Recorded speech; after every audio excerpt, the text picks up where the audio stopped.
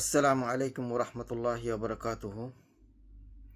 আজকে যে আমার মা বোনদের কান্নার আওয়াজ, কান্নায় সারা বাংলাদেশ কাঁদতেছে, সারা পৃথিবীর মানুষ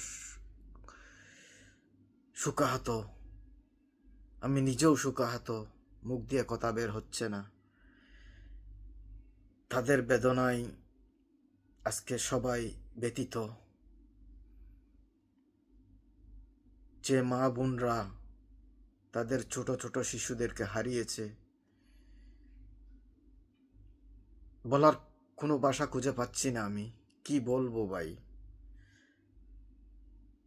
তারপরে এসেছি মা বোনদেরকে একটু সান্ত্বনা দেওয়ার জন্য। সবাই দোয়া করবেন এদের জন্য। কি আর বলবো, আমাদের দেশে এটা কোনো নতুন ঘটনা নয়।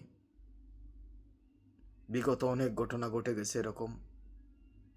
যেটা হবার নয় সেটা হচ্ছে আমাদের দেশে। কে শুধরাবে এগুলা? ভাই, ট্রেনিং সেন্টার কি সিটির উপরে? আমরা ট্রেনিং সেন্টার দেখতেছি না বাইরের দেশে? ট্রেনিং কোথায় করায়? Out of city. আপনি ট্রেনিং নেবেন আউট অফ সিটিতে, কেন সিটির ভিতরে ট্রেনিং বিমান উড়াবেন? এই প্রশ্ন কে করবে ভাই? প্রশ্ন করার মতো লোক আমাদের দেশে নাই। যা হোক, আমি এগুলা নিয়ে বলবো না। আমি শুধু এটা বলতে এসেছি, সবাই দোয়া করবেন এদের জন্য। দোয়া করবেন ভবিষ্যতে এ ধরনের দুর্ঘটনা যাতে আর কারো সাথে না হয়, কারো মা বাবার বুক খালি না হয়।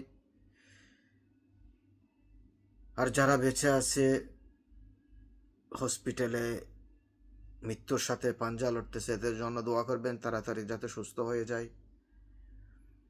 কি আর বলবো ভাই, বলার মতো কোনো ভাষা আমার নাই। দুঃখ ভরা হৃদয় নিয়ে আমি এতটুকুই বললাম।